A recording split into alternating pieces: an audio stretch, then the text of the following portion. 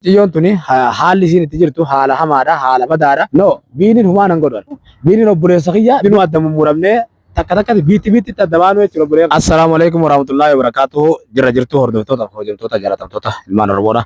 Ashama harka fuula kana adda addaa qabdu keessatti ku jirtan salaamtan ta'e tan jaalata hunda rabu kisin biraa geessu ni jecha. Egaa obboleeyyan kiyya amma wanni hundi adda ba'u jirti. Caaltuunis akkuma isin jettan mucayyoo ifi fuutee harkaa qabdi. Waa'ee mucayyoo dhiisiti. Biinii kanaatu na barbaada. Maal jiru jirti. Dhuguma rabbii sanitti mucayyoon tun naa fi biinillee adda muruuf deemti. Namni hundi nama hundaan akka wal dhabu kophaan hambisuuf deemti argeetiin jira. Harkatti nagalfatuuf deemti.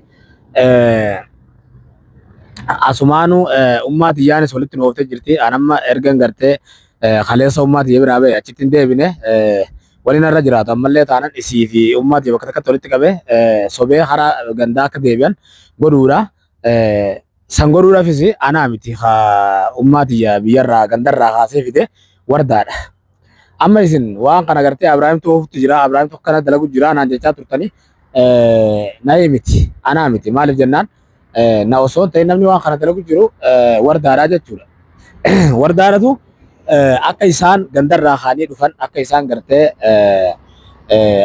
mucayyoon tun bira jiraattee fi bira jiraatu dhabdee quban qabu malee akka ummaan tiyya achirraa haatee ijoollee bira akka dhuftu dalagee hagoosise wardaadha jechuudha. Wardaan garuu mucayyoo tana fuudhiti fidii hin jenneen jechuudha obboleeyyan kiyya. Yeroon akkana jiru wardaatu mucayyoo tana fuudhii fidii je'een akka hin jenne isin. Wardaan ka jette ummaa tiyyaan ijoollee bira dhaqii waan gartee yoon dalagaa argadhe waan hin danda'uun anaatu si gargaara ummaayee bira dhaqii akkuma gartee khayiraatii guddatetti ijoolleellee haganan dhufu amaanaasitti jetteeni jechuudha obboleeyyan kiyya. Kanaafuu ummaan tiyyas gaa akkasitti mucayyoo haboo taatuuf tana fuutee fiddee jechuudha. Mucayyoo haboo taatuuf tana fuutee yeroo fiddu mucayyoon waan duraanuu jaalallatiyyaa fi keessafuu wardatti aara qabduuf jecha gaafa gartee ummaan tiyyasii fuutee fiddu chaansii kanatti fayyadamteeti bakka duraanis deebuu barbaadee jechuudha obboleeyyan kiyya. Sanii miti amma wanni guddaan if dura maaltu deemaa jiraadha. Maaltu if dura deemaa jira, maaltu na eeggata, maaltu mucayyoon tun kanam deemaa jirtiidha. Mucayyoon tun maatii tiyyaaf na jiddullee rakkoo guddaa uumaa jirti. Wardaaf na jiddullee rakkoo guddaa uumaa jirti. Obboleeyyan kiyya asumaanuu yeroon akkana jedhu amma abbaan kiyyas ummaan tiyya akka tuqamtu hin fedhu. Gama biraatiin ummaan tiyya yoonatti rifatte na abaarti jechuudha obboleeyyan kiyya. An as qofaa miti isin gartee miidiyaa kana gubbatti nagarraan rakkoo tiyya tana agartan malee rakkoon tiyya tana qofa osoo hin ta'in gaafa biyyarraa boosu karaa kanatti waa meeqatu na mudate. An abaarsa gartee bakka irraa na deemu quban qabaa nan beekaa habootiyyatu na baare ummaa isiidha jechuudha. Ummaan isiidhaa tuni haboon tiyya tuni lubbuu isiiti ol na jaalatte jechuudha obboleeyyan kiyya. Abaarsi isin eessaa abaaramtanii gartee maatii ta'e keessaa eenyutu gartee si abaaree eenyutu gartee waan kana si godhuu danda'e hajjatan suni abaarsa kana habootiyyatu na abaare haadha biyyoo tana gaafa nan fuudhu likkii malee rifattee jechuudha obboleeyyan kiyya. Sini galee anillee gartee gaadhimummaa mucayyoo gartee caaltu janiin tana dhiisetin waliin guddannee nuti firahimaa foonii wal balleessinaa wal busheessinaa jeetin ifirraa isii dhiisee wardaa tana fuudhee jechuudha obboleeyyan kiyya. Wardaa jaaladhe tanaafu jaalalti kaleen jirre har'a deemtus hin jirtu. Tanaafu ammoo dubbiin tun deemtee rakkoo guddaadha uumaa deemte. Rakkoo guddaa ammaa uumtee jirti. Amma mucayyoon tuni hicciti akka inni itti keessaa baase agartanii jirtan isin obboleeyyan kiyya. Biinii ajjeesuu qabdaa, biinii gartee jilbaan lafa roobuu qabdaa, biinii gartee akkana naa godhuu qabdaa, biinii akkana biiniin si jeesaraan shakkee, biinii akkana sirraan shakkee. No, biiniin humaan hin godhan. Biiniin humaan hin godhu, biiniin obboleessa kiyya, biiniidhaan wal afaan du'aa uraa deemti. Takka biinii waan na godhu qabu jechuudha obboleeyyan kiyya. Maali jennaan biiniin kun nama na wajjin rakkate, nama na wajjin gartee rakkoo fi bal'oo na wajjin hadhaa meeqa dandhame jechuudha. Nama na wajjin siiriillee itti godhamte, nama na wajjin maraate, nama na wajjin gaara keessatti galchanii barbaannee fuunirraa na wajjin waan ta'in hin qabu obboleeyyan kiyya. Rakkoo jabduudha na wajjin ta'e tanaafu mucayyoon tuni haalli isiin itti jirtu haala hamaadha, haala badaadha. Haala gartee nuti hundinuu adda mummuramnee takka takkatti obboleeyyan kiyya. Tanaamannaa raayimummaa kan bakka deebifnee sobee ummaa tiyyallee sobee akka isiin gandatti deebtu godhuudha malee amma inumaa keessa dabartee dalagaan eegaluu deemaa adaamaa galuuf hin deemaa manallee argadhee jira hojiidhaan eegaluu deemaa jettee cimiyyoon tun hin beekne egaa eessaa akka gartee mana argattee namaa wal beeji taate naaf hin galle manallee argadhee jira gartee dalagaan eegaluu deemaa namni gartee as keessaa na baasu hin jiru jetti. Aadira rakkoon qabu nurraa achi gortee mana kireeffattee jiraattes magaaladha akkuma nuti itti galletti magaalaa tan abbaa fedhee galuu danda'a. Adaaman gartee magaalaa bareeddudha namoota itti gala kutaa oromiyaa keessaa naannoo adda addaatti namni itti gala Itoophiyaa keessas naannoo adda addaatti namni itti gala kanaaf obboleeyyan kiyya bakka abbaan fedhe galuu danda'a jechuudha yeroon akkana isiniin jedhu obboleeyyan kiyya amma khayraatiin agarsiistaa jennaani khayraatiin uumaan qabu rakkoon qabu ni jirti anaasus agarsiisaa biini naa qabiiti biini harka kiyyatti galchii itti ciiru jechuudha yoon biiniin obboleessa kiyyaa naa jecha dhimmamee barbaadu jira malee biiniin dhimma isaatiif dhimma takka keessan qabu biiniin naman gartee fuudha isaatu miciyyoo san dhiisennaan biiniin naa jecha dhiisarraa tokko jechuudha obboleeyyan kiyya kanaafuu biinii naa fi biiniin sababa miyyoo tanaatiin walitti hin buunuu jechuudha obboleeyyan kiyya sababa miyyoo tanaatiin naa fi biiniin walitti bu'uu qabnu maali jennaan nama guyyaa rakkoodhaas bira dhaabbate har'a gartee sababa dhalaati walitti bu'uun hin barbaachisu. Namni gartee nama wal jaalattuun wal afaan sahaa miciyyoon tun haaluma gartee itti harkatti nagalfattu barbaaddi. Haalli isiin amma oofaa jirtu kun haaluma gartee itti harkatti nagalfattu haala Abiraahim Kayifii itti godhattudha jechuudha obboleeyyan. Fuuni gartee jaartii lammataa fuudhuun na qofaan hin baane namoonni fuudha garuu immoo waan takka fedhii irratti hundooyte jaalala irratti hundooyte waan takka goota. Wanni dirqiidha akkatti funyoo nama godhan kunis haalan nama aarsaa if nama jibbisiisa.